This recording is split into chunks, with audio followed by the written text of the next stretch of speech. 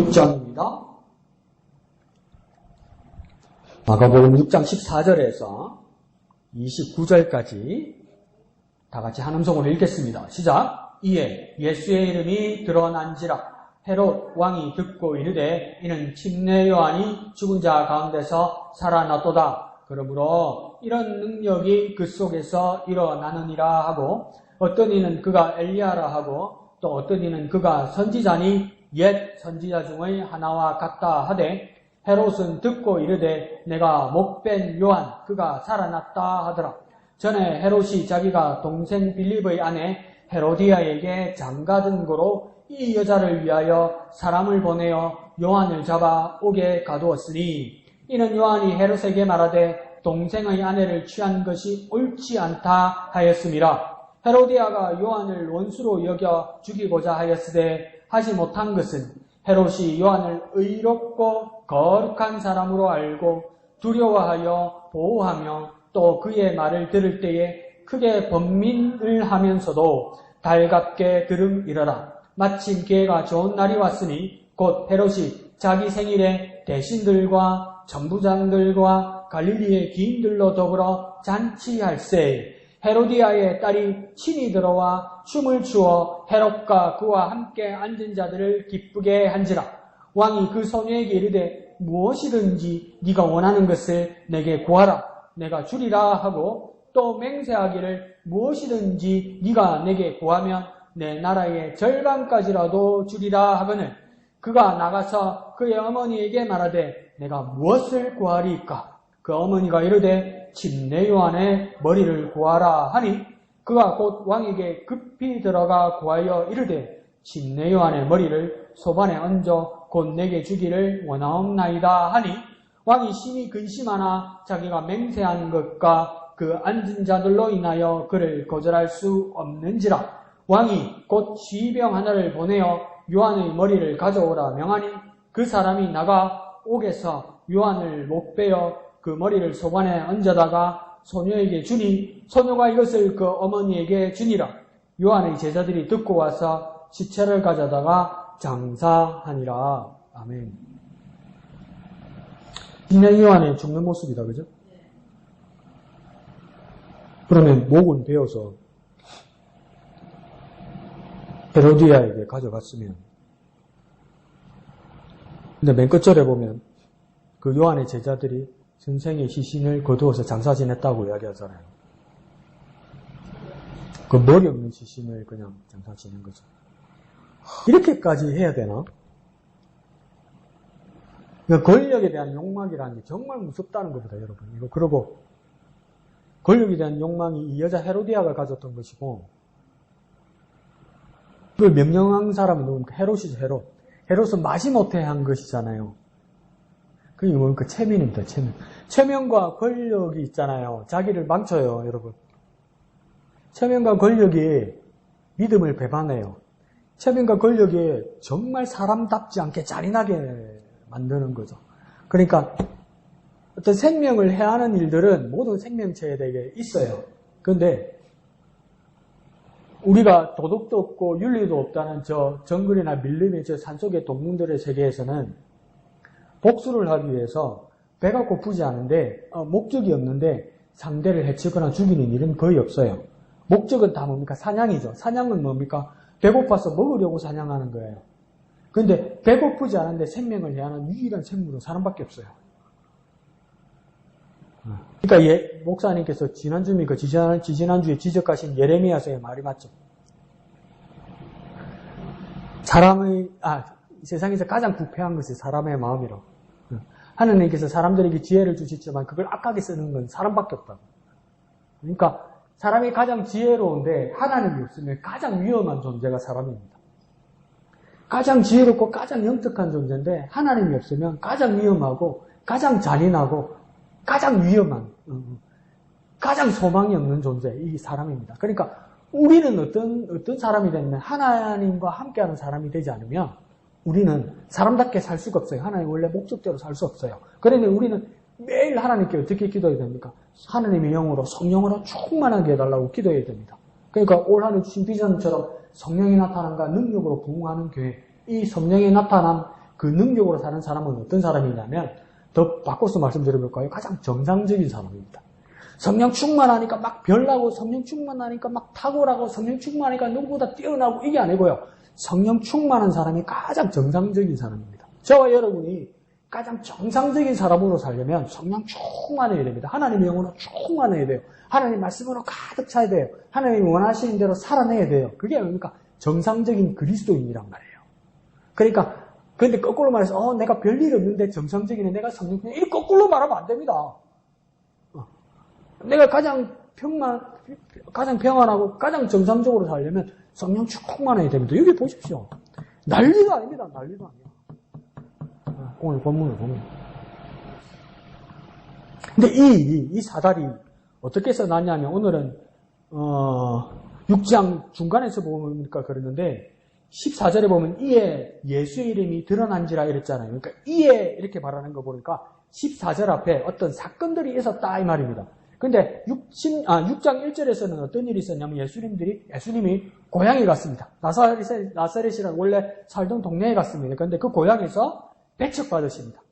그러니까 참 비참한 상황이지만 예수님은 다 예상하신 것만 같아요. 그래서 6장 4절에서는 뭐라고 이야기하냐면 선지자가 고향 친척 자기 집에서 존경받지 못하는 것, 환영받지 못한다는 것, 그것이 이상한 원칙이 되었다고 예수님께서 말씀하고 계십니다. 그러니까 전도 선교사역에서 미흡하고 마땅함을 취급을 받지 못하는 것, 대우받지 못하는 것, 이게 정말 이상하다고 예수님 여긴 거예요. 그런데 뭡니까? 가장 가까운 사람들이 가장 무시하고 가장 가까운 사람들이 배척하더라는 거예요. 그러면 왜 그렇게 됐을까? 우리가 예수님을 모르고 예수님 없이 살았을 때 별일 없이 살았고 다 화목하게 살았고 다 친하게 살았단 말이에요. 그런데 어느 순간 우리가 예수님을 만나면서 뭡니까? 배척받는 순간이 있단 말이에요. 근데 그 배척받는 것이 두렵거나 그 멸시받는 게 두려워서 우리가 예수를 포기할 수는 없단 말이에요. 그런데 우리는 뭡니까? 그 옛날이 그립고 옛날로 돌아가고 싶어서 뭡니까? 많은 사람들이 믿음을 포기하고 믿음을 접는단 말이죠. 그럴 수는 없어요. 쉽게 말씀드려볼까요? 우리가 배척받을지언정, 우리가 따돌림 받을지언정 예수는 포기할 수 없어요. 우리가. 그 옛날로 돌아갈 수는 없어도 예수는 포기할 수 없어요. 한번 해볼까요? 예수는 포기할 수 없다. 예수는 포기할 수 없다. 자, 예수님은 그런 배척을 받으시면서도 그 일을 묵묵하게 하신 것처럼 우리가 배척받을지라도 우리 또한 예수는 포기할 수 없다는 그런 결단과 믿음을 가지는 저와 여러분 되시기를 부탁드립니다. 자, 그리고 7절에서 13절까지는 이제 예수님께서 12제자들에게 복음을 전파하게 보내시는 겁니다. 그게 7절에서 13절까지 나와요. 그러면서 제자들을 보낸 다음에 어떤 일들이 일어나느냐? 오늘 본문 14절에처럼 그 이어진 결과가 뭡니까? 이에 예수의 이름이 드러난지라 이렇게 말한 거예요. 전도하러 갔는데 그 결과가 뭐냐면 예수의 이름이 드러났다고 이야기합니다. 그러니까 제자들이 무엇을 말하고 무엇을 보여주고 어떤 능력을 행했기에 이런 일이 일어난 겁니까? 제자들은 전도하러 가서요. 예수를 말하고 예수를 보여주고 예수 이름으로 능력을 행했기 때문입니다. 그러니까 그 사람들의 모든 목적과 초점은 뭡니까? 예수밖에 없었어요. 예수밖에. 그러니까 우리의 전도의 목표도 무엇이 되어야 됩니까? 예수 이름을 드러내는 것입니다. 예수 이름. 예수 이름을 전하는 것입니다. 우리가 예수를 말하고 우리가 예수를 보여주고 우리가 예수 이름으로 능력을 행하면 우리가 그 일을 할지라도 우리는 신부인권이 되어서 그 사람들이 무엇을 만나고 누구를 만나는 겁니까? 예수님을 만나는 겁니다. 그래 우리도 모든 전도의 목표가 뭐가 되어야 됩니까? 예수 이름을 드러내는 것이다. 예수를 전하는 것이다. 우리 전도는 예수를 전하는 것이다. 어떤 여러 가지 방법이 있을지라도 곧 유일한 하나의 목표는 뭡니까? 예수를 전하는 것이다. 그러니 우리 입과 우리 머리와 우리 마음에 항상 뭐가 남아 있어야 되겠습니까? 나는 예수를 전해야 된다. 나는 예수를 전해야 된다. 나는 예수를 전하기 위해서 무슨 일이라도 한다. 그런 예수를 전하는 원래의 모습으로 돌아가는 저와 여러분이 되어야 하는 것입니다. 한번 해볼까요? 예수를 전하자. 예수를 전하자. 오직 예수를 전하자. 그래서 오직 예수.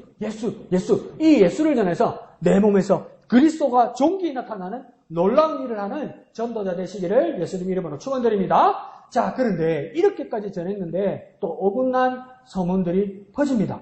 그런데 이 어긋난 소문을 가지고 잘못 이해하는 사람들이 뭡니까? 높은 사람들이에요.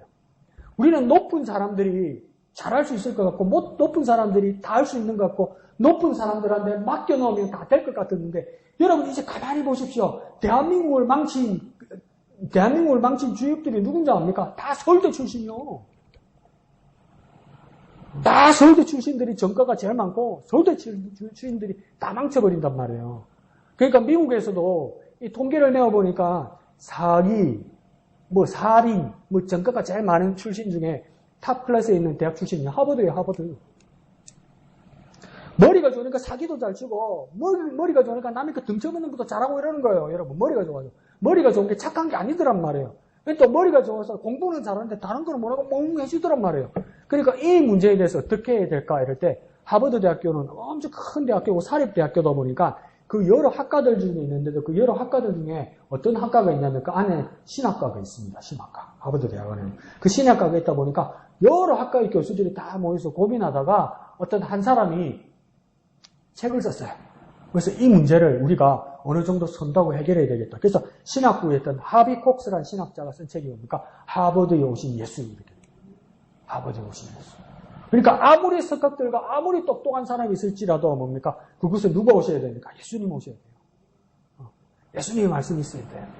그런데 오늘날 우리가 그리스도인이면서 우리가 하나님의 자녀이면서도 뭡니까? 우리가 우리 형제 자매들을 존경하고 사랑하고 우리가 주님을 바라봐야 되는데 뭡니까? 여기에 예수 외에 다른 사람이 올 때 막 우르르 본단 말이에요. 아니요. 우리는 예수를 바라봐야 돼요. 우리 교회에 예수님이 오셔서 그 예수님을 바라봐야 된다는 거예요. 이 오늘 본문에서 보면 헤롯 왕은 당대의 가장 높은 자리 클래스를 차지한 사람입니다. 그런데 뭡니까? 가장 엉뚱한 말을 합니다. 예수님의 12제자들은 복음을 전달하러 갔을 때 다른 사람들의 반응은 뭐냐면 예수가 드러났고 예수를 만나게 되었고 이거 예수가 하는 일을 이들이 그대로 하는가 이렇게 생각했는데 헤롯 왕은 어떻게 생각하냐면 뭐라고 이야기합니까? 침례요한이 죽었다가 살아났다 이따구식으로 말한단 말이에요. 가장 높은 사람이라서 가장 잘 알 수 있을 거라고 얘기했는데 예수의 제자들과 예수님이 하는 일을 보고 뭐라고 헤롯 왕은 결론을 내렸냐면 예수가 아니고 뭡니까? 침례요한이 죽었다가 살아났다 이렇게 말했단 말이에요. 그러니까 침례요한이 죽은 것은 확인했어요. 분명히 자기가 죽였으니까 확인했어요. 그런데 예수님이 이전에 증거하셨던 것처럼 예수님이 침례요한에 대해서 뭐라고 이야기하냐면 사람에게서 난 자 중에 침례요한보다 더 큰 자가 없다 이렇게 말씀하셨단 말이에요. 그 정도로 많은 사람들에게 존경받는 사람이었단 말이에요. 예수님도 인정했고 예수님도 사람들 앞에 말했고 주위에 다른 사람들도 그렇게 존경했고 오늘 본문을 보니까 헤롯도 침례요한에 대해서 그렇게 생각했단 말이에요. 그런데 헤롯에게는 어떤 문제가 생기냐면 사람들 중에 헤롯 이상은 없다 이렇게 생각했단 말이에요. 헤롯이 사람 중에 최고라고 생각했단 말이에요. 그런데 헤롯 이상의 어떤 사람이 나타나는데 그가 예수란 말이죠. 그러니까 헤롯을 어떻게 생각하냐면 그 헤롯을 넘어서지 못한다는 거예요. 이 관계 형상에 대해서 어떻게 생각하냐면 헤롯이 최적점이기 때문에 헤롯은 분명히 죽였는데 예수께서 누굴 바라보며 예수님의 제자들에게 누굴 바라보면 침례요한 이렇게 되는 거예요. 그러니까 어떤 생각하냐면 침례요한이 다시 살아났구나 이렇게 얘기해요. 그러니까 안타까운 것이 뭐냐면 이제 하나님의 아들이 침례요한 다음으로 침례요한의 길을 예비한 자이고 이제 드디어 하나님의 아들이 구원자로 오셨다는 것을 헤롯은 알 수도 없고 믿을 수도 없게 된 겁니다. 그러니까 자기가 알고 있는 것 있잖아요. 그 수준을 넘어서지 못하는 겁니다. 그러니까 우리 믿음은요. 우리가 알고 있는 수준으로 믿는 게 아니에요. 우리 한계를 넘어서야 믿음이 있단 말이에요. 내 지식의 수준을 넘어서야 믿음이 있단 말이에요. 내가 가지는 것, 그 생각하는 것, 그 이상을 넘어서야 믿음이 있단 말이에요. 내 아는 만큼 믿음을 가두어 놓으면 뭡니까? 엉뚱한 믿음을 가지게 된다는 거예요. 그러니까 그 한계를 초월하지 못한다는 거예요. 구원자 메시아 예수 그리스도가 그 삶의 현장 한가운데 오셨어도 자기에게 찾아오셨어도 모른단 말이에요. 헤롯도 지금 모른단 말이에요. 그러니까 우리가 어떻게 기도해야 되겠습니까? 내가 주님을 알게 하소서. 우리 삶 가운데 오셔서 말씀하시는 예수를 알게 하여 주옵소서. 내게 오신 예수를 만나게 하여 주옵소서. 내게 오신 예수를 만나게 하여 주옵소서. 그러지 못하면 뭡니까? 내게 오셔도 깨닫지 못한단 말이에요. 내게 오셔도 받아들이지 못한다는 말이에요. 자꾸 내 울타리, 내 한계 가지게 되면. 그러니 우리는 뭡니까? 이걸 넘어서게 하여 주시옵소서. 내 한계와 내 생각과 내 모든 것을 넘어서게 하여 주옵소서. 그래서 내게 오신 예수를 만나게 하여 주옵소서. 내게 다가오신 예수를 알게 하여 주옵소서. 이렇게 기도하는 저와 여러분 되시기를 부탁드립니다. 한번 해볼까요? 예수를 알게 하소서.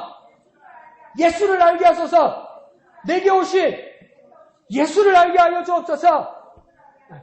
내게 오셨을 때 그분을 하나님의 아들을 믿고 받아들여야지 다른 무엇인가 이렇게 생각하면 안 된다는 겁니다. 자, 15절에서 다른 이들은 예수에 대해서 뭐라고 이야기하냐면 그가 엘리야다 이렇게 말해요. 또 뭐라고 이야기합니까? 선지자다 이렇게 말해요. 근데 엘리야라고 말한 것은 뭐냐면 말라기 4장 5절에서도 뭐라고 말씀하고 있냐면 여호와께서 심판하시기 전에 엘리야를 보내실 것이다 이렇게 말씀하셨거든요.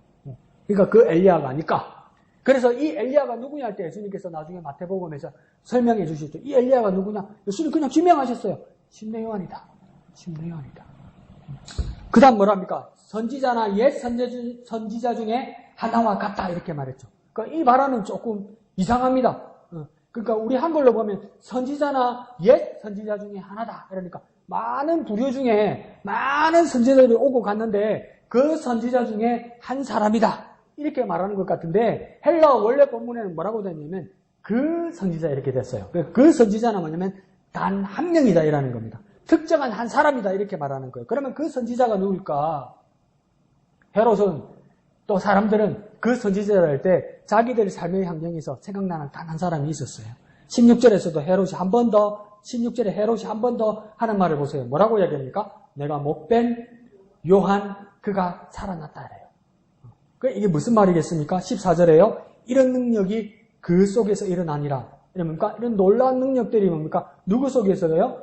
예수 속에서 일어나는데 이것은 예수의 능력이 아니라 누구의 능력이라고 헤롯은 믿는 겁니까? 그 선지자 누구입니까? 침례 요한의 능력이라고 믿는 거예요. 그러니까 15절에 사람들이 뭡니까?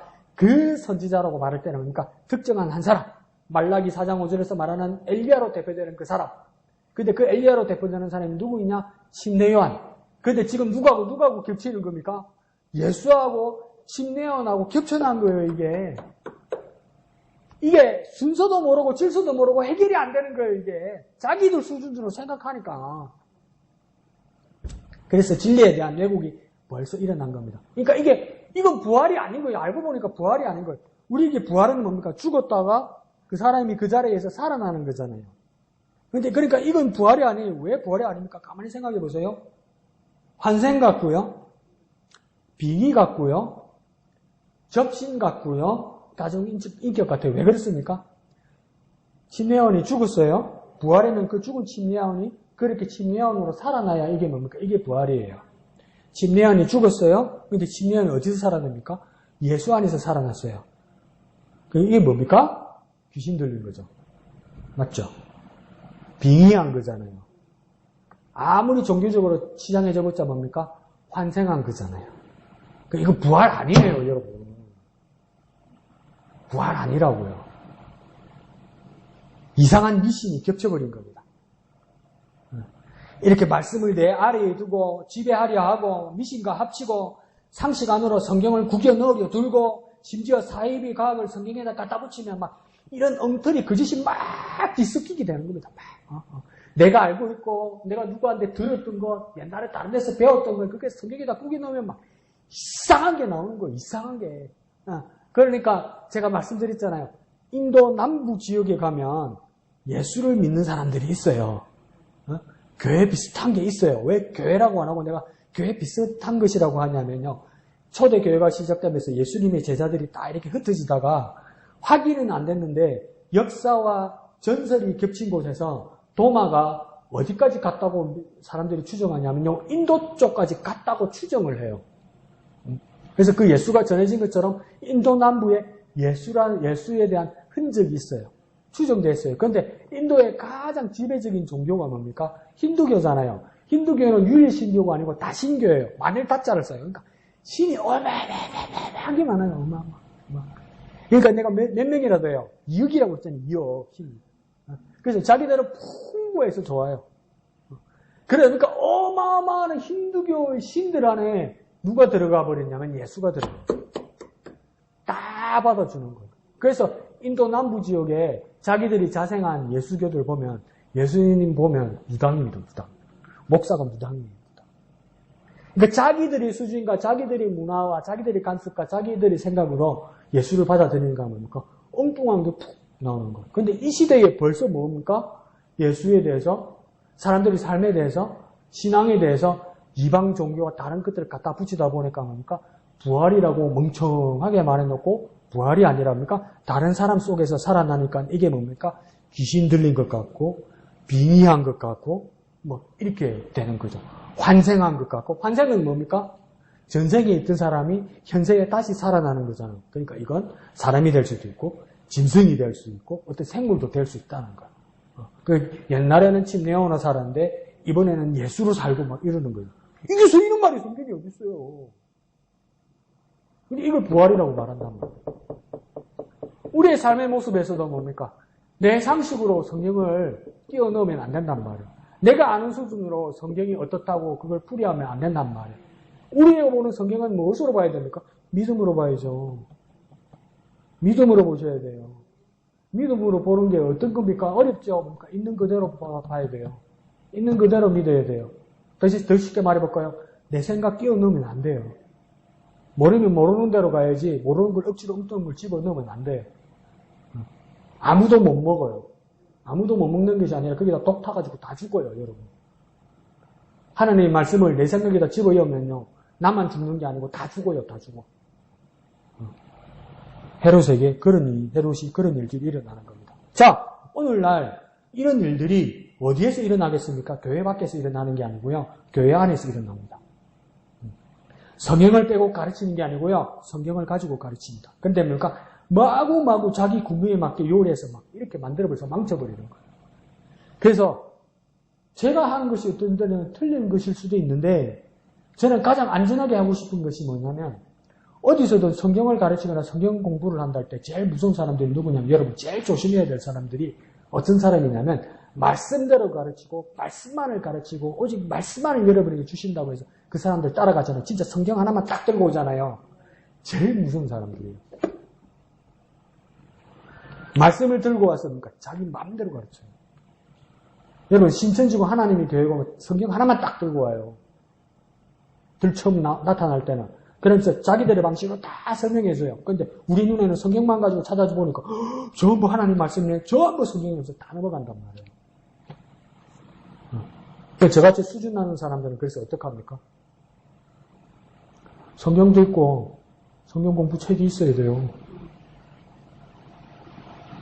안 그러면 엉뚱한 짓 하더라고요. 오직 말씀으로만 가르친다고요? 아니요. 그래놓고 자기 생각들을 마구마구 끼워 넣어서 그러니까 사람들을 유혹하고 미혹하는 겁니다. 그러니까 자기들의 상식으로, 자기들의 방식으로 그렇게 해버린다는 거죠. 근데 성경은요, 내 상식으로 이해하면 안 됩니다. 성경은요, 하나님 말씀으로 대해야 돼요. 두렵고 떨림으로 만나야 돼요. 두렵고 떨림으로 받들어야 돼요. 성경은 내 상식이 아닙니다. 하나님의 말씀입니다. 성경을요, 하나님의 말씀으로 대해야만 하는 겁니다. 자, 17절 이후로는 헤롯이 이전에 자기 가위에 대해서, 자기가 잘못한 일에 대해서 회상을 합니다. 침례원을 이렇게 처형한 것이 옳지 못하다는 것을 자꾸 자기 양심이 자기 자신을 괴롭히는 겁니다. 그러니까 막 엉뚱한 사이비 믿음으로 침례요한이 예수에게 환상했다고 막 생각하는 겁니다.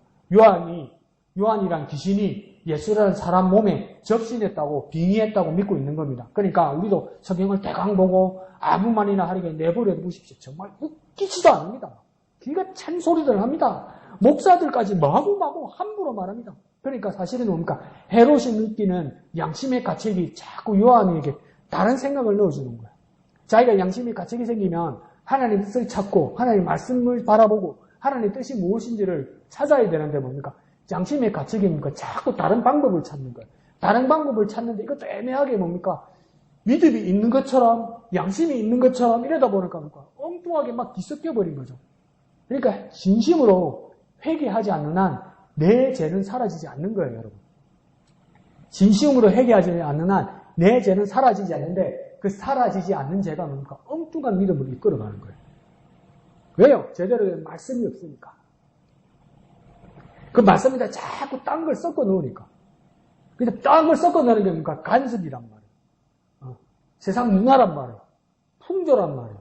자기 생각이란 말이에요. 자기 말이니까 사람들이 잘한다고 막 동의해 준단 말이에요. 그러니까 자기들끼리 모여서 엉뚱한 게 생긴단 말이에요. 자, 예수님 탄생 시에 있었던 헤롯 대왕이 죽고 나서 어떤 일이 있었냐면 예수님의 탄생 시에는 헤롯 왕이 있었는데 그 사람의 이름을 뭐라고 하냐면 헤롯 대왕이라고 따로 불렀어요.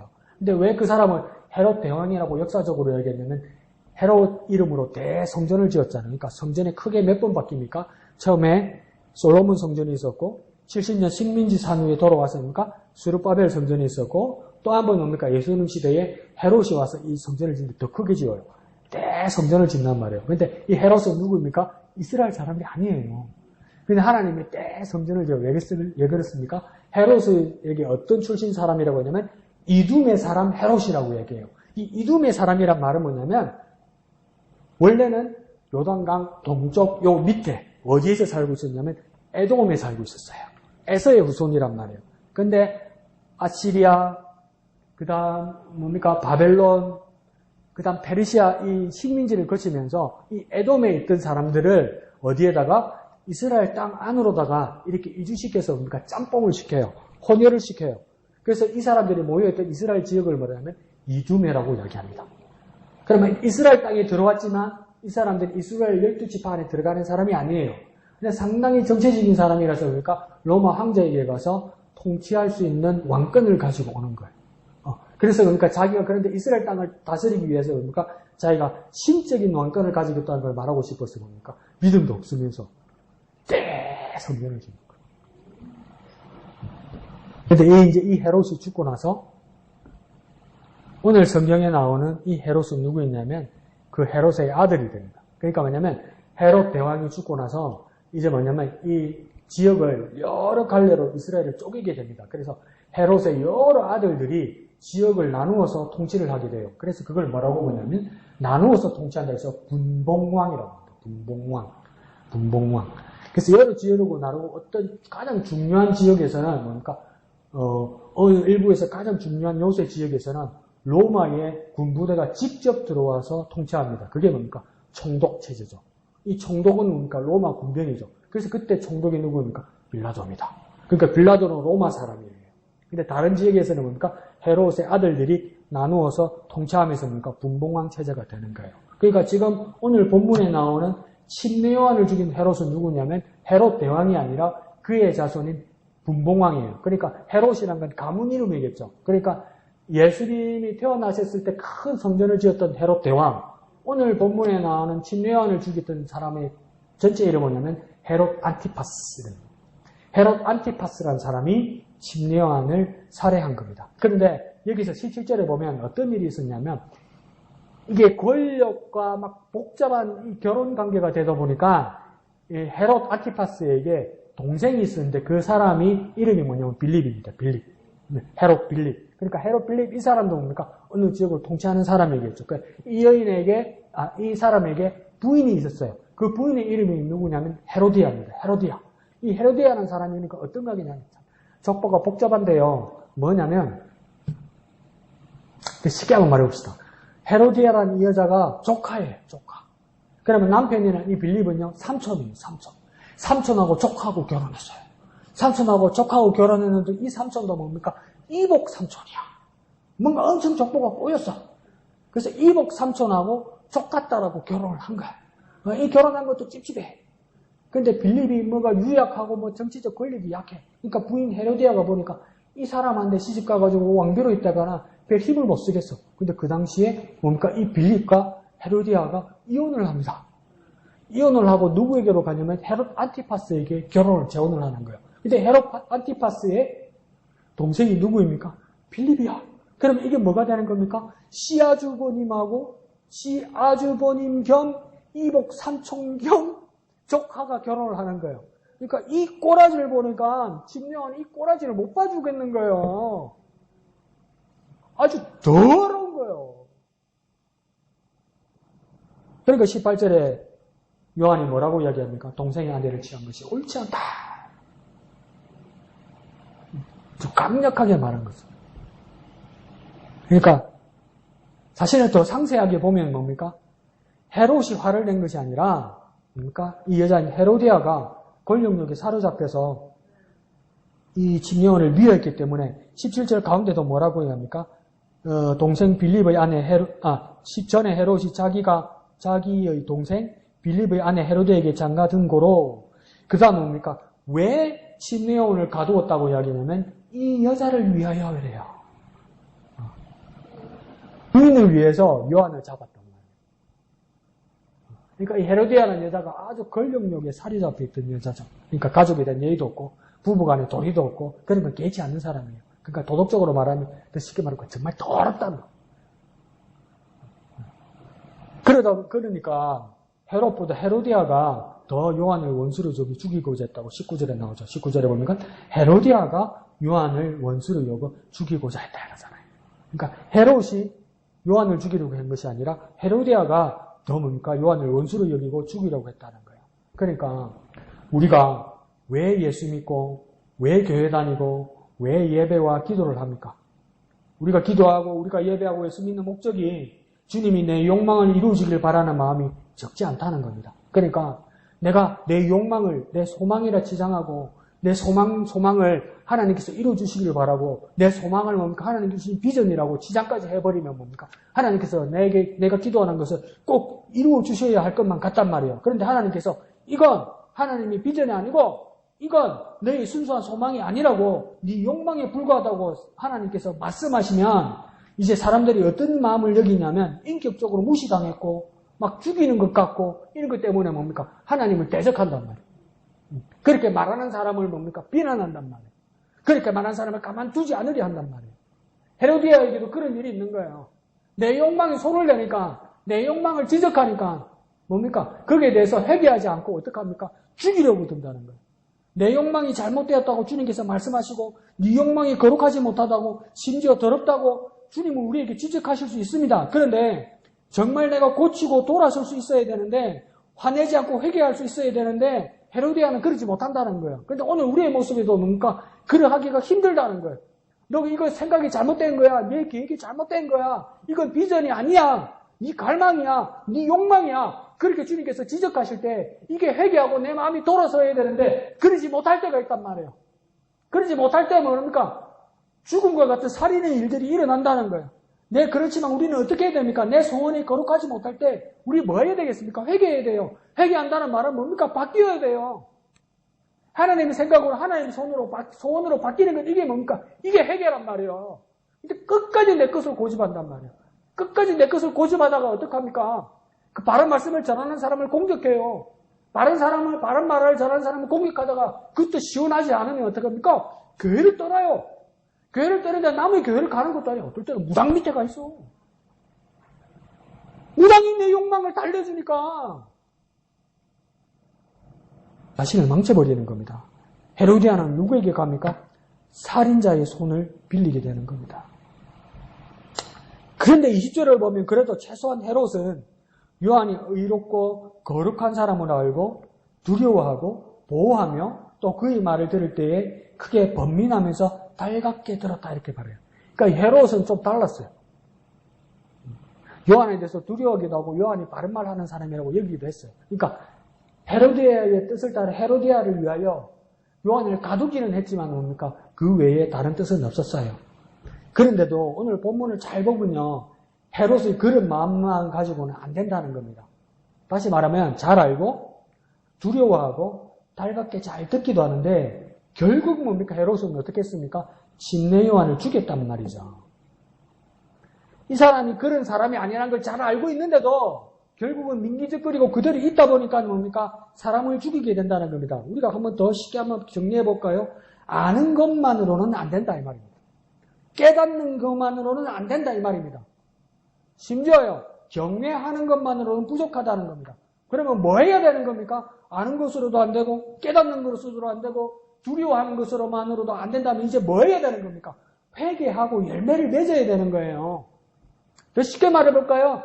알았다면요. 바뀌어야 되는 거예요. 알았는데 그대로 있으면 안 된다는 거예요. 그러면 우리에게 회개는 무엇입니까?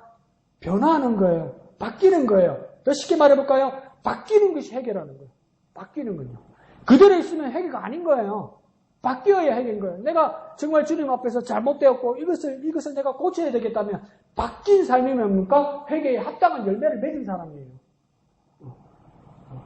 더 쉽게 한번 정리해 봅시다. 바뀌어야 회개입니다. 변화되어야 회개입니다. 한번 해볼까요? 바뀌어야 회개다. 변화되어야 할 기도. 내가 회개 기도했으면 바뀌어야 됩니다. 변해야 됩니다. 그럼 다 쉽게 말하니까 그대로면 안 됩니다. 그대로면 안 돼요. 그대로면 안 돼요. 다음 주일 오후에 완전 한번 괴롭혀볼까? 주님, 내가 이대로는 안 되겠습니다. 매일 큐티 하겠습니다. 근데 큐티책 다 검사했는데 그대로야. 회개 안 한 거요. 안 하잖아. 유진이 안 하잖아. 그럼 안 바뀐 거 아니요. 그럼 회개 안 한 거 아니요. 내 삶이 결단했으면요, 바뀌어야 돼요. 바뀌는 것이 회개입니다. 큰일 났다, 이제 스스로 점검하고 떨린다. 그러니까, 바뀌어야 회개입니다, 자, 그러면서 헤롯이 회개하지 않으니까, 바뀌지 않으니까, 그러니까, 합당한 열매가 없으니까 그대로 남아있지 않고요. 22절에 이제 누가 났습니까? 헤로디아가 났습니다. 헤로디아가 났으니까, 그러니까 막 악한 것들은 악한 것대로 정말 똘똘 묻힙니다, 여러분. 헤로디아가 났으니까 뭔가 그 딸이 따라 났습니다. 그 딸이 그러니까 이웃 아버지 헤롯을 위하여 춤을 춥니다. 춤을 추면서 만족시킵니다. 근데 상상해 보십시오. 도대체 무슨 춤을 췄을까요? 도대체 무슨 춤을 췄었길래 여기에 와 있는 남자들이 기쁘다고 여겼을까요? 뭘 어떻게 했길래요? 무슨 여자애가 많은 사람들 앞에서 무슨 춤을 췄길래 남자들이 기쁘고 즐겁다는 거예요. 내가 음흉해서 그런지 모르지만 생각만 해도 정말 더 어렵습니다. 무슨 춤을 췄는지. 그리고요, 당시에는요, 진짜 왕족이면요, 여인애들은 춤추지 않습니다. 궁중 무시들이 따로 있어요. 그래서 궁중의 춤들이 따로 있단 말이에요. 그런데 이 딸이 혼자서 나와서 정말 음란하고 물란하고 태폐적이고 외설적인 짓거리를 했단 말이에요. 궁중의 공주가 어디서 배워서 이 짓거리를 하는 겁니까, 도대체? 행실을 어떻게 한 겁니까? 살아오기를 어떻게 살아온 겁니까? 어미가 뭘 가르친 겁니까? 가르친 게 없죠. 와서 배운 게 그거밖에 돼 뭐예요? 이복 삼촌의 조카에 뭐 시아주버니에 막 이렇게 만나니까 걔가 눈으로 배운 게 그거밖에 없는데 뭐 배웠겠습니까? 어쨌든 간에 예뻐가지고 꼬시면 된다 이것만 배웠을 거 아니에요. 눈짓을 하든 몸짓을 하든 춤을 추든 노래를 부르든 옷을 어떻게 했든 화장을 어떻게 하든 꼬시면 팔자 고친다. 꼬시면 거의력 잡는다. 이거 배웠을 거 아니에요. 이게. 그래도요, 이전에는 그랬더라도요, 좀 교양을 갖추고 행동도 조심하고 조심해야죠. 아직도 이러고 있으니까 이런 죄악을 저지르는 겁니다. 다른 그 정파를 떠나고요, 다른 관계를 다 떠나서요, 대통령이요, 그렇게 술을 마신대요. 매일 말술을 마신대요, 여러분. 네? 퇴근 땡만 하면요, 정신없이 마신대요, 술을요. 저번에 했던 혁신위원장이었던 세브란스 병원의 임용환 위원장이에요. 그 선교사님 아들입니다. 네? 덩치 크죠? 그 양반도 말술이랍니다. 앉아서 대자가고 술 마시면 다른 사람 쓰러질 때까지 끄떡 안 한답니다. 선교사 아들이요. 한나라의 대통령이에요. 밤이 되면 정신이 없어요, 여러분. 술이 취해가지고. 네? 대통령이 기업 회장들 모아놓고 대통령과 술을 마시면서 기업 회장들 기선 제압하려고 그러니까 짝으로 술짝을 갖다 놓고 마시니까 기업 회장들이 못 견뎌가지고 마시다가 밖에 나가서 토하고 다시 와서 또 마신다고 그러죠. 이전에는 그랬어도요. 대통령이 안 했을 때는 그랬어도요. 이전에는 그랬어도요. 한나라의 운명을 책임지는 그 일을 안 했으면 이전에는 그랬어도요. 이제는 나라의 일을 하는 사람이고 중요한 일을 하는 사람이고 큰 일을 짊어진 책임자면 이러면 안 되는 거예요. 바뀌어야 되는 거예요, 여러분. 정신 못 차리는 일을 하면 안 되는 거예요, 여러분. 누가 잘했다 못했다를 떠나세요, 여러분. 이 얘기는 하지 말자. 목사님 누구 팬든다 그랬겠다. 하여튼 정신 차려야지. 다른 것 다 떠나서 정신 차려야지. 한나라의 운명을 짊어진 사람이잖아요. 다 사람이니까 출근 시간, 퇴근 시간 있겠죠. 퇴근하면 내 마음대로 하면 되겠죠. 그건 일반 공무원이나 일반 직장인이 그렇게 하면 되는 거예요. 근데 대통령은 우리나라 전체의 운명과 안녕을 책임진 사람 아니에요. 그러면 북한의 김정은이, 그렇게 미운 북한의 김정은이 출근 시간에 9시부터 6시까지만 공격합니까? 남한에다가? 7시에 공격하면 어떡할래요? 밤 12시에 공격하면 어떡할래요? 그건 내일이 아니라서 뭐 대통령이 술 취해가지고 모르겠다, 내가 뭐 해야 될지 모르겠다 이러면 어떡해요 이게? 오늘 본문에서도 추정하기로는 헤로디아의 딸 살로메가 20살이 채 안 됐을 거라고 말합니다. 그 어린애가 사람들이 정신을 팔리게 해서 막 춤을 트니까 남자들이 정신에 빠져가지고 정신이 빠졌고 막 그 의붓 아버지는 막 그게 뭐가 기분이 좋은지 뭐라고 합니까? 내 나라의 절반까지라도 줄이라 이랍니다. 뭐야 여자아이가 춤 잘 췄다고 나라를 떼가지고 준다고요? 이게 당시의 속담이긴 합니다. 진짜 나라를 떼준다는 말도 있지만 진짜 네가 어떤 소원이라도 들게 줬다는 속담이기도 해요. 뭡니까? 꼭 소원을 들어주겠대요. 그래서 장담을 해버렸어요. 그러니까 어이구 뭐 달라고 그러대요. 시므온 머리를 달라잖아요. 이게 도대체 무슨 일입니까? 내가 꼭 약속 지키겠다. 내가 꼭 약속 지키겠다. 그러니까 정말요 이러니까 나라 절반이라도 딱 떼가지고 내한테 꼭 지키겠다. 그러니까 잠깐만요. 엄마한테 있어. 엄마 뭐 그러니까 엄마도 뭐랍니까? 모가지 가져온다 이렇게. 시므온의 머리를 달라고 이야기합니다. 그러니까 26절에 헤롯이 어떻게 합니까? 근심했다고 이야기합니다. 그런데 뭐 했다고 합니까? 거절할 수 없었대요. 뭐 때문에요? 근심하지만 자기가 맹세한 것과 그 안전자들로 인하여서 거절할 수 없었다고 이야기합니다. 근데 이거요, 다시 한번 잘 생각해 보셔야 돼요. 이게 무슨 말이냐면요, 헤롯이 사람 앞에서의 자기 맹세가 하나님이 사람을 죽이는 것보다 중요하다 이 말입니다. 지금 내가 사나이로서 맹세한 것이 하나님 앞에서의 하나님의 사람을 죽이는 것보다 중요하다고요. 대장부의 말이 중요하다고 이야기하는 거예요. 하나님이 사람을 살리는 일보다 하나님의 사람의 생명보다 대장부의 말이 중요하다고 생각하는 거예요. 이 사람이 지금. 왕의 위신과 체면 때문에 하나님 뜻을 저버려야 되겠다는 거예요. 왕의 위신이 있고 하나님의 뜻이 있으면 자기가 왕으로서의 위신이 더 크다고 이야기하는 거예요. 자기 체면이 더 크다고 이야기하는 거예요. 한번 우리 질문해 봅시다. 우리 스스로에게. 사람이 중요합니까? 하나님이 중요합니까? 하나님이 당연히 중요하죠. 그러죠. 그런데 뭡니까? 세상은요, 사람 나고 하나님 낳기 때문에 당연히 사람이 중요한 겁니다. 저와 여러분도 말은 하나님이 중요하다고 이야기하지만 우리 속에는 어떤 것이 있습니까? 내가 하나님을 믿어주니까 하나님이 영광 받는 거지 이렇게 생각한단 말이에요. 그러니까 내 속 깊은 속에서는 뭡니까? 나도 모르는 나를 발견하면서 깜짝 놀랍니다. 내가 있어야 하나님이 있지 이렇게 생각한단 말이에요. 내가 말은 그렇게 하지 않아도 내 삶이 그걸 보여준단 말이에요. 내 행동이 그걸 보여준단 말이에요. 내 태도가 그걸 보여준단 말이에요. 자, 두 번째 질문은요. 내 체면이 중요합니까? 하나님의 영광이 중요합니까? 예, 하나님의 영광이 중요하죠. 그런데 냉정하게 내 자신을 돌아보면요. 사회생활은 신용이기 때문에 남아있는 중천금이란 말이에요. 내 체면이 중요하단 말이에요. 내가 장담한 거, 내가 약속한 거 끊기면 쪽팔려서 못 살겠단 말이에요. 세상 창피해서 못 살겠단 말이에요. 그러니까 하나님의 영광을 잠시 접어줘도 된단 말이에요. 왜요? 내 체면은 제한되어 있고 하나님은 영원하기 때문에 하나님은 한 번씩 접어둬도 하나님이 영원하시니까 한 번씩 기다려주면 내가 영원히 영광 돌리겠다고 그딴 식으로 생각한단 말이에요. 내 자존심 상한 걸 못 견딘다고요. 하나님보다. 우리의 삶이. 세 번째 질문 해볼까요? 의리가 중요합니까? 믿음이 중요합니까?